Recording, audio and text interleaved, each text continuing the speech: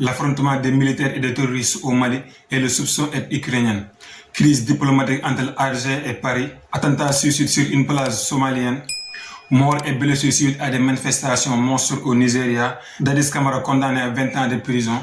Et la xénophobie en Afrique du Sud. J'espère que vous allez bien. Bienvenue dans l'Afrique Débriefing qui soulève et commente les actualités hebdomadaires du continent africain du lundi au dimanche.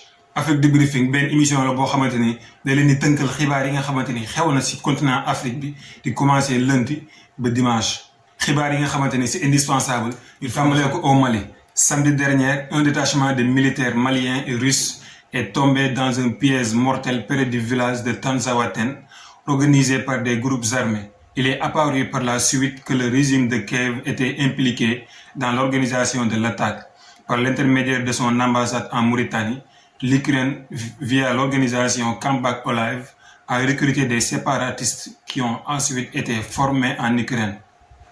Au Mali, militaires yi nga xamante ni dañoo demoon pour xeex ak terroristes yi pour am la sécurité au Mali dañoo dem ñu tegal leen embuscade jàpp nañ ci ay militaires Wagner te aussi am na ay militaires maliens yu ci ñàkk seen bakkan ci ginnaaw gi lañ xam ne terroristes yi Kiev dafa nekk seen ginnaaw Ukraine da leen di jàppale ci yenn entraînement ak yenn matériel. Alors la question bi ñu war a laaj mooy pourquoi l'objectif de l'Ukraine au Sahel est d'affronter la Russie qui a adopté une position stable dans la région et s'est révélé être un partenaire fiable.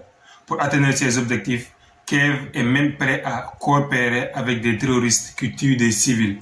Auparavant, la direction principale du renseignement du ministère ukrainien de la Défense a admis son implication dans l'organisation de l'attaque contre l'armée malienne et ses alliés russes. Ukraine day jàppale terroristes yi ngir ne moom gis na ne Russie dafa commencer en place au Sahel. Yéen gis ngeen Russie nu mu commencé en place si les pays surtout l'alliance AES, Alliance pour les États du Sahel gis ngeen Russie nu mu amee place léegi nag ukrainien loolu moo ko métti moo tax muy jàppale terroristes yi. Toujours sur le même thème, le ministère de l'intégration africaine et des affaires étrangères du Sénégal, dirigé par Yassine Fall, a exprimé une ferme condamnation suite à une publication effectuée sur la page Facebook de l'ambassade ukrainienne à Dakar. Cette publication faisait référence à des événements survenus au Mali, qualifiés de terroristes où plusieurs soldats maliens et des membres du groupe Wagner ont été tués par des groupes armés. Ginnaaw bi nga xamante ne affrontement bi am na au Mali, ambassade Dakar dafa publier benn vidéo ci page Facebook am di def propagande armée ukrainienne soutenir armée terroriste di soutenir groupe armé yi nga xamante ni terroristes yi la ñoom ñoo attaqué armée malienne yi. Loolu moo tax ministre des affaires étrangères bu Sénégal Yassine Fall di méthode lu bu baax post Facebook boobu ba tax na sax moom convoqué woon na ambassade fële sa ministère des affaires étrangères. À cette publication de propagande sur sa page Facebook, l'ambassadeur d'Ukraine à Dakar a été convoqué au ministère de l'intégration africaine et des affaires étrangères. Il y a été à rappeler les obligations de discrétion, de retenue et de non-ingérence qui doivent caractériser sa mission. Ginnaaw ba nga xamante ni publié na vidéo boobu ci page Facebook am di def propagande armée ukrainienne di soutenir groupe armés terroristes yi ambassadeur bi dañ ko convoqué ba Yassine Fall fàttali ko bu baax lan mooy rôle am fi nga xamante ni moo di Sénégal tegaat ko place am bu baax. Le Sénégal, fidèle à sa position de neutralité constructive dans le conflit russo-ukrainien et appelant régulièrement à une résolution pacifique des différends, refuse toute tentative de transfert de propagande médiatique sur son territoire. Le communiqué précise que le Sénégal rejette le terrorisme sous toutes ses formes et ne tolère aucun propos ou geste faisant l'apologie du terrorisme, particulièrement lorsque cela vise à déstabiliser un pays frère comme le Mali. En réitérant sa condamnation de l'attaque perpétrée par ces groupes terroristes, le Sénégal a renouvelé sa solidarité envers le gouvernement et le peuple malien, présentant ses condoléances aux familles des victimes et souhaitant un prompt rétablissement aux blessés. Moo tax Sénégal convoqué ambassadeur bi ba pare delloowaat ko place am parce que Sénégal moom farul fenn ci guerre bi nga xamante ni xew na ci Ukraine ak Russie moom dafa neutre moom farul fenn te day combattre day xeex bépp propagande ci territoire Sénégal bi yëpp Sénégal da ngay bañ bépp propagande moo xam Russie la wala Ukraine la Sénégal da ngay bañ sur son territoire ba tax na sax Sénégal mu ngi condamné bu baax attaque bi nga xamante ni terroristes yi def nañ ko contre l'armée malienne te aussi di soutenir bu baax son frère qui est le Mali. Crise diplomatique entre Paris et Alger diggante bi xajam na trop ci diggante Algérie ak France. Après l'annonce de l'appui de Paris au plan d'autonomie marocain pour le territoire disputé du Sahara occidental, l'Algérie a décidé du retrait de son ambassadeur à Paris et prendra d'autres mesures comme contre la France, a annoncé mercredi 31 juillet Ahmed Attaf, le chef de la diplomatie algérienne. wax Sahara occidental ñoom nee nañ dañoo bëgg am seen indépendance Maroc nee na duñ ci dal Algérie di leen jàppale nee na Algérie di leen jàppale Sahara occidental. ginnaaw gi France dafa ñëw moom tamit di jàppale Maroc. Algérie dafa réagir woo ambassadeur am bu nekkoon France pour retirer ambassadeur am France. Selon le ministre, la décision française ne sert pas le règlement pacifique de la question du Sahara occidental et va à l'encontre des efforts diplomatiques de l'ONU et de certains acteurs internationaux. nekkul décision bi nga xamante ni day régler situation bi ci jàmm te tamit dafa safaanoo trop ak effort yi nga xamante ni ONU def na ko ak yenn acteurs internationaux yi. Rappel, Rabat contrôle de facto près de 80% du Sahara occidental, propose un plan d'autonomie sous sa souveraineté, tandis que les indépendantistes du Front Polisario, soutenus par l'Algérie, réclament un référendum d'autodétermination prévu par l'ONU lors de sa signature en 1991 d'un cessez-le-feu mais jamais concrétisé. léegi waa Sahara occidental ñoom leen dañoo bëgg def référendum jot seen indépendance bu tudd Front Polisario ñoom Algérie ñoo leen di jàppale. daal diggante bi xajal na trop si diggante Algérie Maroc ak France ginnaaw ba France ñëwee ne day jàppale Maroc. Toujours de l'actualité du continent, un attentat suicide sur une plage somalienne. Au moins 37 personnes ont été tuées et plus de 200 blessés. benn attentat suicide moo am si benn plage fële sa Mogadiscio en Somalie ba tax na lu toll si 37 personnes ñàkk nañu seen bakkan et 200 blessés. Le secrétaire général de l'ONU est attristé de voir que le peuple somalien continue d'être victime d'actes de terrorisme aussi odieux, a déclaré samedi porte-parole adjoint du chef de l'ONU. ba tax na ginnaaw bu jiyee ji amee ONU kii di organisation des Nations Unies mi ngi métti lu bu baax yi nga xamante ne ñaawteef yi nga xamante ni Somalie mu ngi koy dund. La place de Lido est un endroit très prisé des Somaliens qui viennent passer du temps en famille et entre amis et profiter de la beauté du littoral somalien.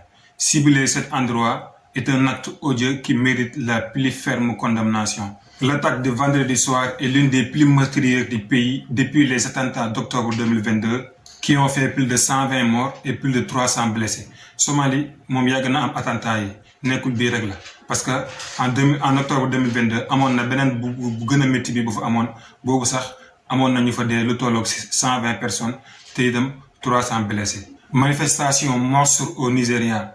Manifestation bu mag moo xewoon fële sa Nigeria fan yi ñu génn nii. Au moins 13 personnes sont mortes jeudi 1er août lors des manifestations contre la mauvaise gouvernance et la hausse du coût de la vie au Nigeria, a affirmé vendredi l'ONG Amnesty International qui accuse les forces de l'ordre d'avoir tué des manifestants pacifiques qui dénonçaient la grande pauvreté. Jeudi 1er août dafa am manifestation yu mag yu am fële sa Nigeria di métti lu dund gu cher ak ñàkk gu métti gi fa am. ba tax na lu tolloog ci 13 personnes ñàkk nañ fi seen bakkan bu ñu sukkandikoo ci Amnesty International. Pays le plus peuplé d'Afrique, le Nigeria traverse une crise économique à la suite des réformes mises en place par le président Bola Tinubu, arrivé au pouvoir en mai 2023. L'inflation des denrées alimentaires dépasse les 40% et le prix de l'essence a triplé. Les participants aux manifestations baptisées End Bad Governance in Nigeria mettent fin à la mauvaise gouvernance au Nigeria, demandant au président de revenir sur certaines réformes comme la suspension de la subvention au carburant et de mettre fin à la souffrance et à la faim. réew mi nga xamante ni moo ëpp nit presque ci Afrique ñoom ñooy traversé crise bu métti bi nga xamante ni moom moo tax ñuy def manifestation yu métti yi ginnaaw bi nga xamante ni président gouvernement bi def na ay réformes. dund gi dafa gën a cher te aussi prix carburant bi aussi dafa gën a cher. Les manifestations ont duré de plusieurs jours parce qu'une nouvelle journée de mobilisation se déroulait vendredi sous haute sécurité. Au moins 5 États ont été placés sous couvre-feu, tandis que dans la capitale fédérale Abuja, les forces de l'ordre ont tiré des gaz lacrymogènes sur un petit groupe de manifestants. Manifestation yi dafa bëri métti ba tax dem na sax ba jur ay couvre-feu si yenn États yi fële sa Nigeria. Poussé seen président Bola Tinubu def message à la nation. Rappel, le dernier grand mouvement de protestation au Nigeria remonte en octobre 2020, lequel visait à demander la dissolution d'une unité de police accusée d'abus. Cette brigade avait été dissoute, mais au moins 10 manifestants, selon Amnesty International, avaient été tués, le gouvernement et l'armée niant toute responsabilité. Manifestation yu mag nekkul bii rek la soog am Nigeria boo fàttali ko bu baax en octobre 2020 amoon na manifestation yu mag yi fa amoon doon xeex benn brigade bi nga xamante ne nekkoon na fa ndax brigade boobu da doon def ay abus ci population bi ñu defoon manifestation ngir ñu dakkal brigade boobu. Au Guinée-Conakry, Dadis Camara est condamné de 20 ans de prison. Le tribunal de Dixine a condamné mercredi Moussa Dadis Camara, chef de la junte militaire au pouvoir en Guinée-Conakry entre décembre 2008 et janvier 2010, à une peine de 20 ans de prison pour sa responsabilité dans les événements tragiques du 20 septembre 2009. Ki nga xamante ne moo di Moussa Dadis Camara tribunal bi da ko teg ay daan ngir li nga xamante ne moo di laale na si jiyee ji nga xamante ne amoon na Guinée-Conakry le 28 septembre 2009.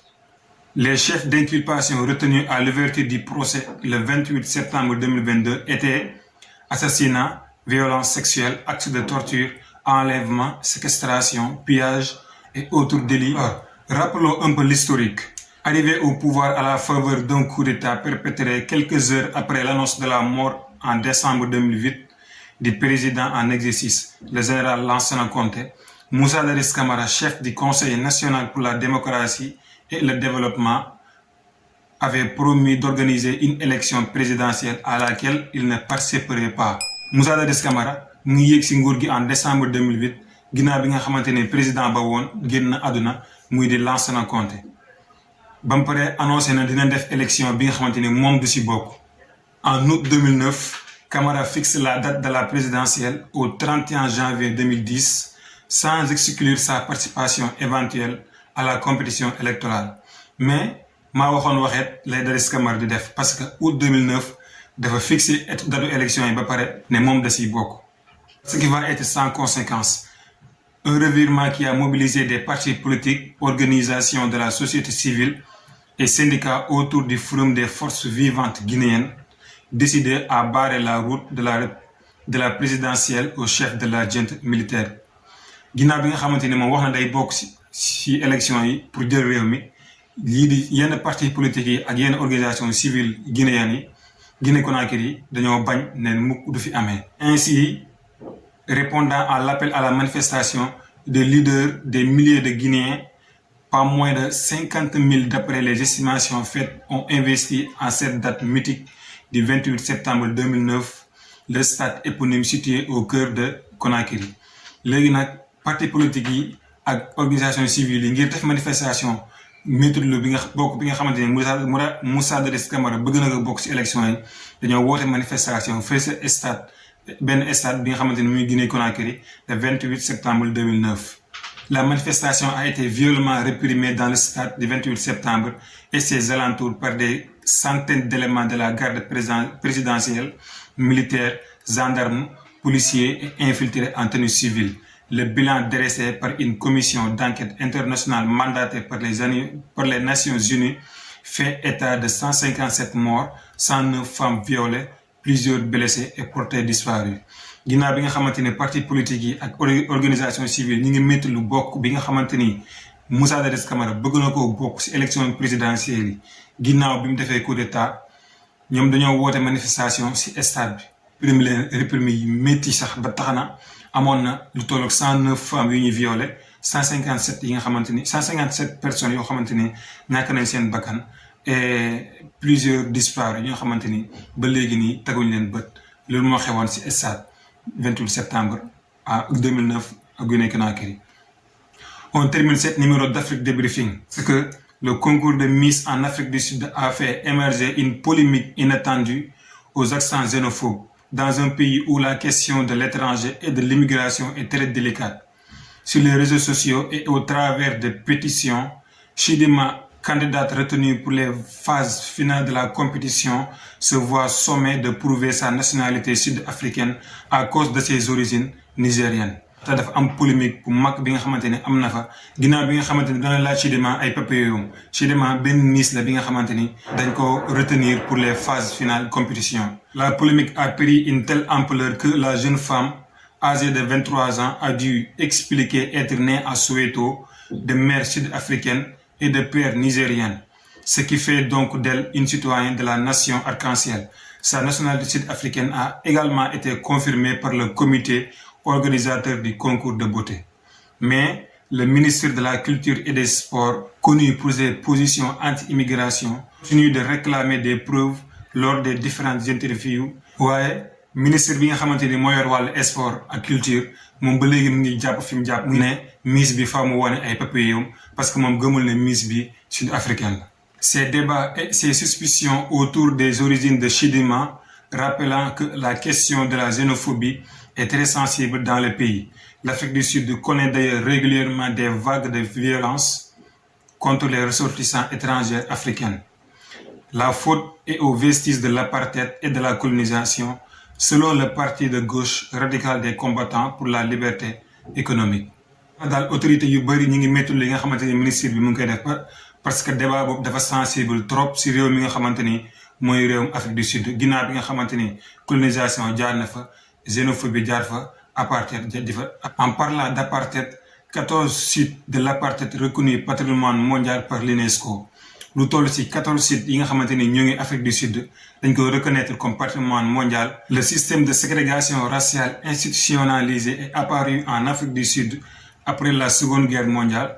Il a finalement été éradiqué au début des années 1990, en grande partie grâce au sacrifice d'activistes comme Nelson Mandela. bokk na ci sites yi nga xamante ni UNESCO reconnaître na ko comme patrimoine mondial bi nga xamante ni laalee na ci apartheid yi. building bi nga xamante ni tey moo nekk siège officiel du gouvernement ak statue bronze Nelson Mandela. Alors c'était tout pour aujourd'hui, ce numéro de l'Afrique Débriefing.